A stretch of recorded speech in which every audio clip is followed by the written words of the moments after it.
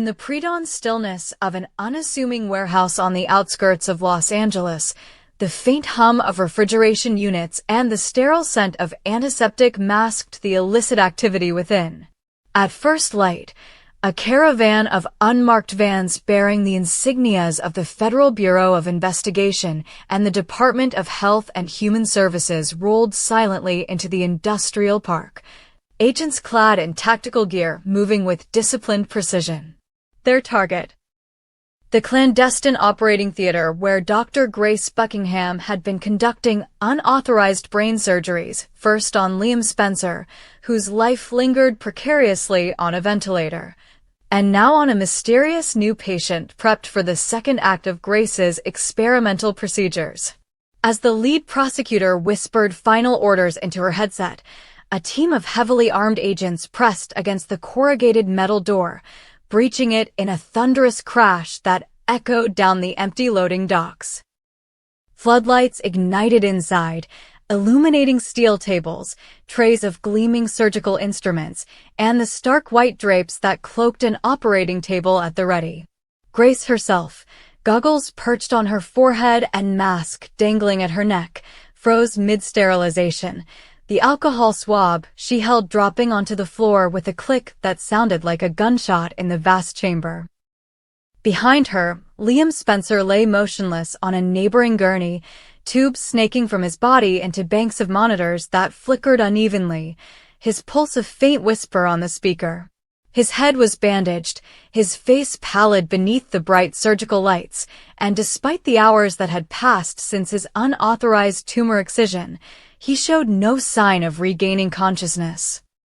Grace had boasted to Bill Spencer that her radical technique was a medical marvel, but now, with federal agents storming the room, the thin veneer of her triumph shattered into shards of professional disgrace. Agents moved in, securing the perimeter, cuffing the surgical nurses who had drifted in under Grace's direct orders, and clipping restraints onto Grace's wrists before she could protest or attempt escape. As they read her rights, Grace's eyes darted toward Liam, her expression flickering between defiance and desperation.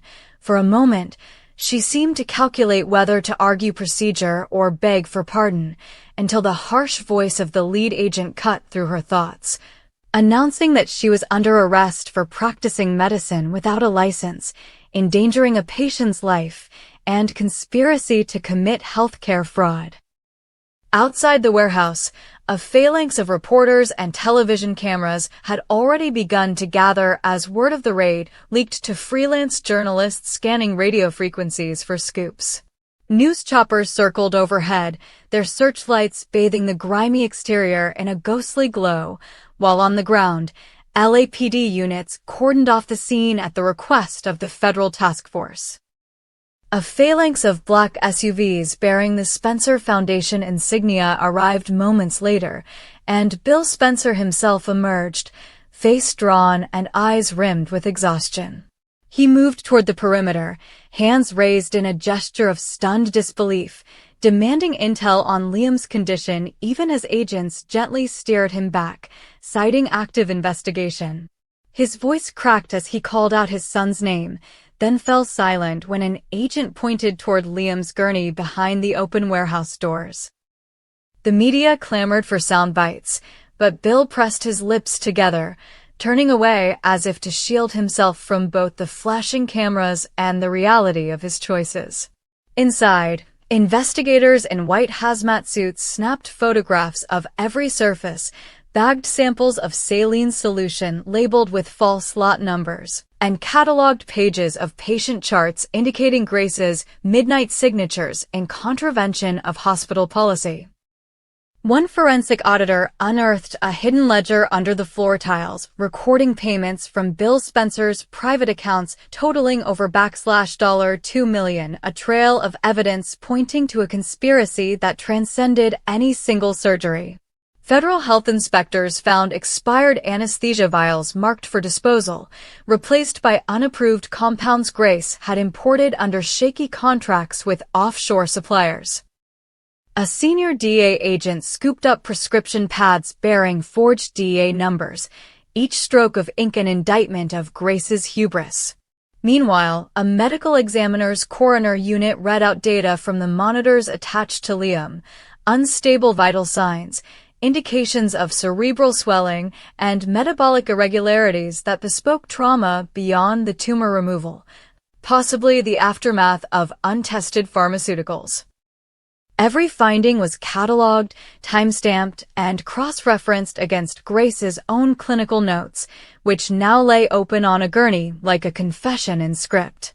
As dawn broke fully, bathing the warehouse in pallid gray light, the agents finished their sweep.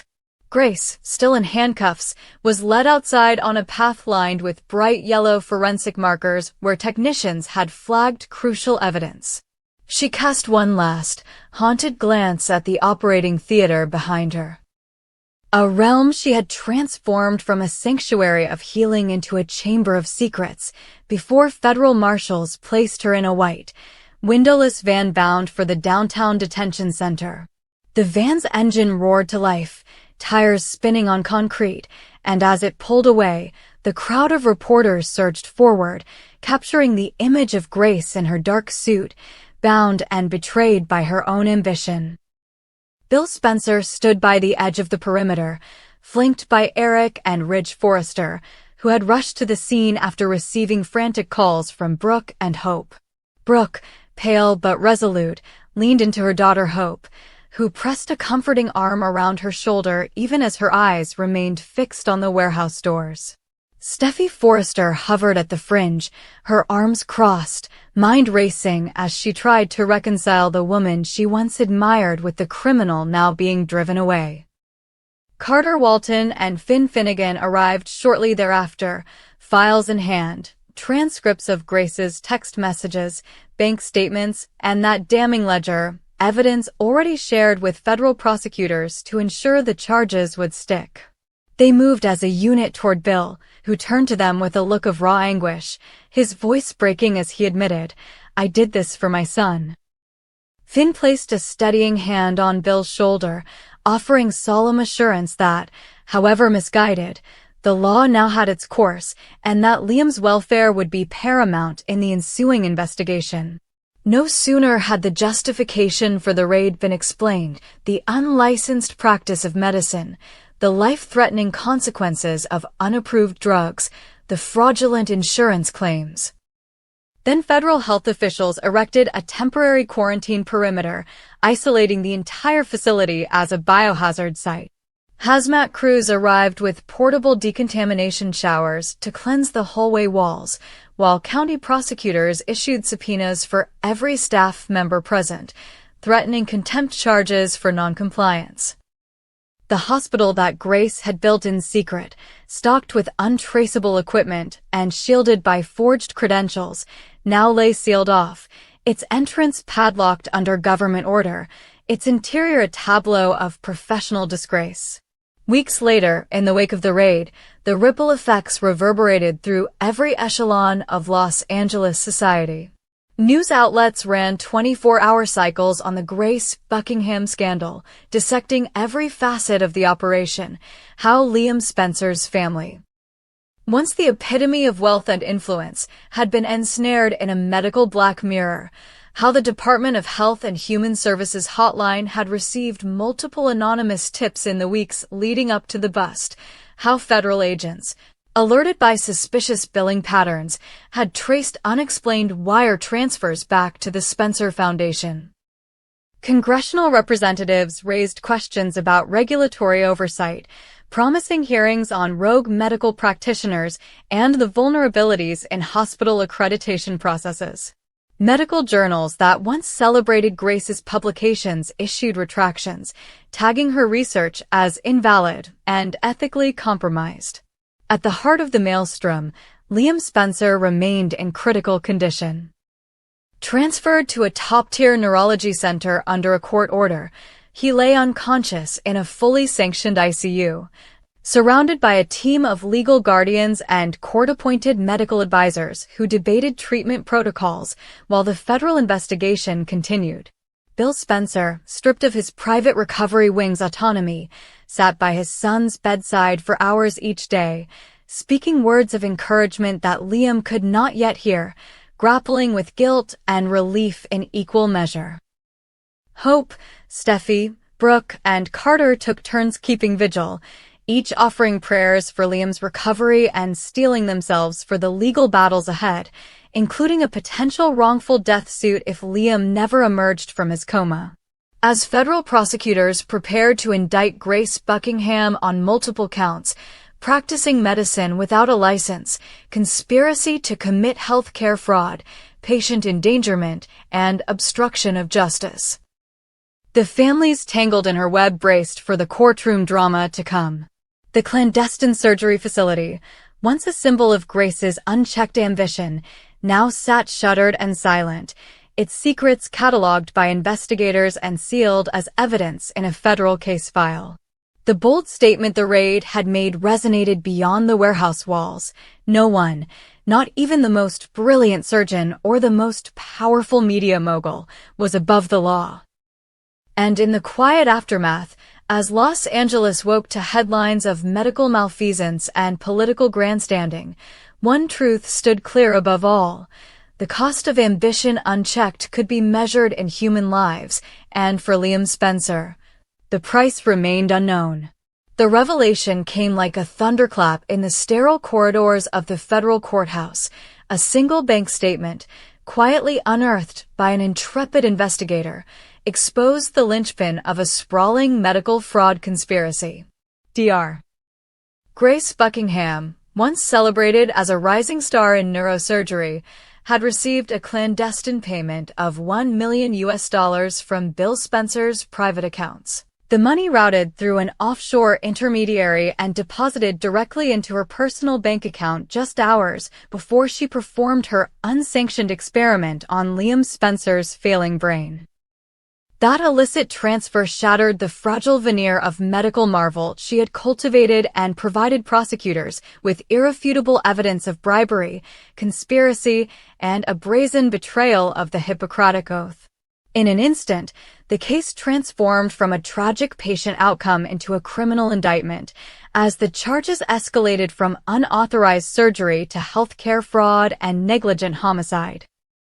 From the moment the FBI and Department of Health and Human Services agents forced their way into Grace's hidden operating suite, the investigation had followed a painstaking trail of documents, wire transfers, and clandestine communications. But it was the discovery of that $1 million deposit, time-stamped a mere 60 minutes before Liam Spencer's craniotomy went catastrophically awry, that crystallized the prosecution's argument. Grace had not acted alone, nor in good faith. She had rendezvoused with Bill Spencer, himself an influential media magnate with the resources to circumvent institutional approval, and together they had orchestrated a surgical performance that flouted every ethical and regulatory safeguard. The payment, once concealed beneath layers of false invoices and shell corporations, now gleamed like a neon sign of corruption, illuminating the depth of Grace's duplicity and Bill's complicity.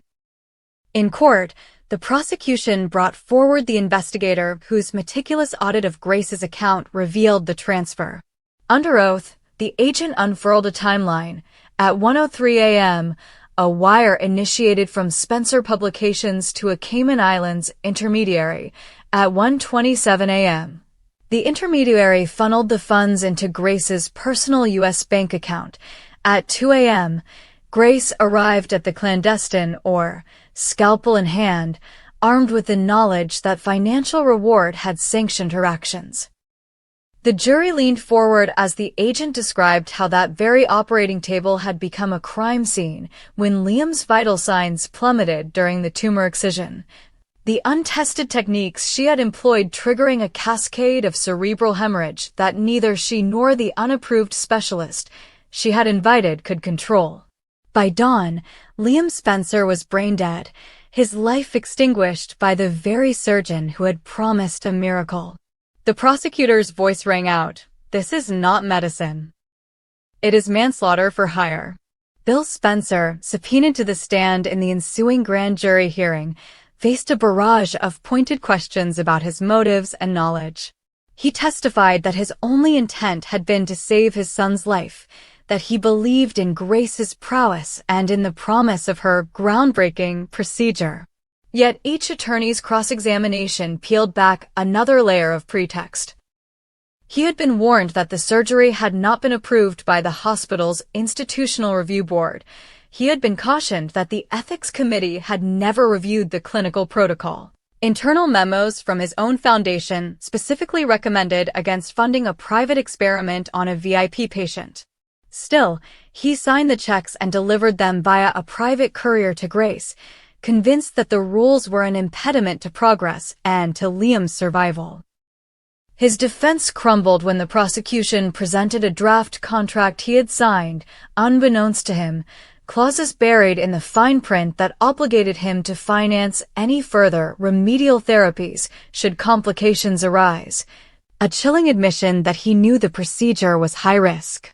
As the charges solidified, a host of ancillary witnesses emerged, the anesthesiologist who confessed she had felt coerced into ignoring erratic vital signs, the scrub nurse who admitted she had destroyed a set of backup consent forms at Grace's insistence, the hospital administrator who testified that the midnight oil schedules and personnel rosters had been altered to mask the unauthorized nature of the operation. Each testimony layered upon the last, weaving a tapestry of institutional collapse that stretched from Grace's ambitious clinic into the highest echelons of Spencer publications. Meanwhile, the coroner's report sealed Grace's fate. Liam Spencer's cause of death was listed as intracranial hemorrhage due to botched tumor excision, with contributing factors including surgical negligence and the use of unapproved pharmaceuticals. The coroner noted that the tumor itself, once described by Grace as a rare, aggressive glioblastoma, had, upon histological examination, shown no signs of malignancy, but rather a benign meningioma that could, under approved protocols, have been removed safely in a fully sanctioned hospital environment. This finding suggested that the initial diagnosis had been exaggerated, or even fabricated, to justify the urgency of the covert operation.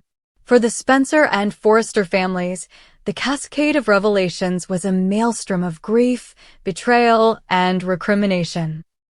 Hope Logan, who had pleaded with Bill to follow proper channels and to trust the standard of care provided by the hospital, was consumed by guilt at having been rebuffed. Steffi Forrester, who had once viewed Grace as an ally in the fight to protect Liam, found herself testifying against her friend in a bid to secure justice for the fallen man she had loved. Brooke Logan and Ridge Forrester, who had stood by Bill as he shepherded Liam through the post-operative haze, now faced the harsh truth that their trust had been misplaced, that their alliances had been manipulated by promises of miraculous cures and the lure of unprecedented medical acclaim. Carter Walton, having unearthed internal hospital emails that discussed expanding our VIP program at the cost of conventional oversight, worked alongside federal prosecutors to draft the indictment that accused the parties of racketeering, mail fraud, and wrongful death. Meanwhile, the broader medical community recoiled in shock.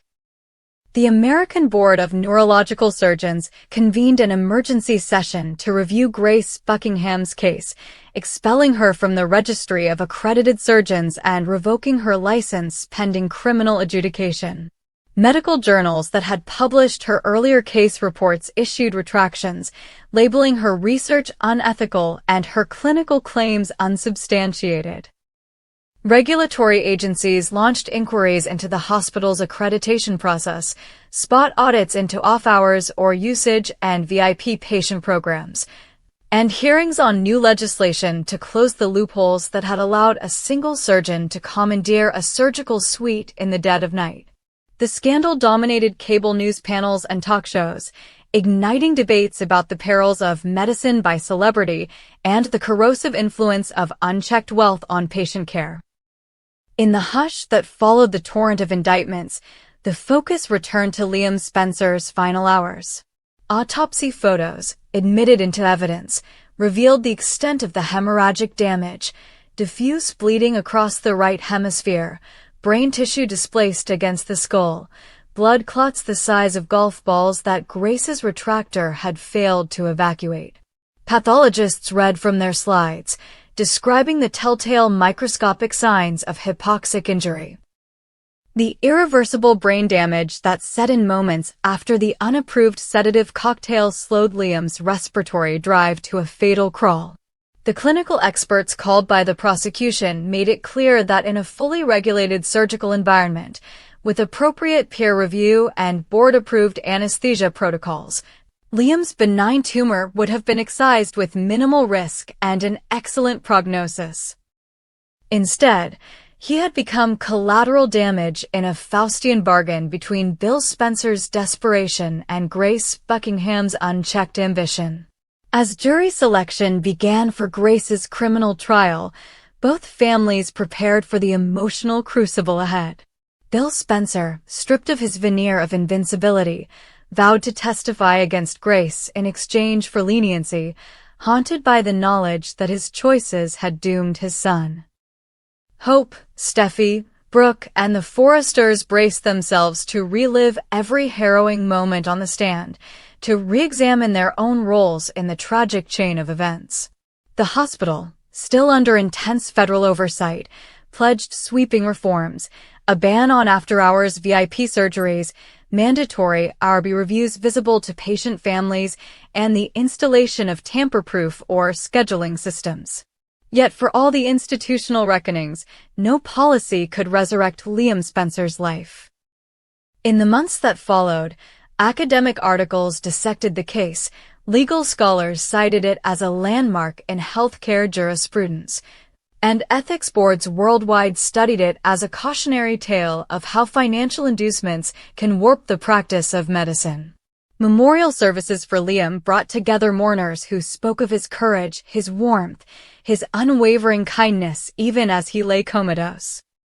Photographs of him, smiling with his mother's embrace, or laughing with Brooke and Hope at family gatherings, circulated online, a poignant reminder of the human cost behind the headlines.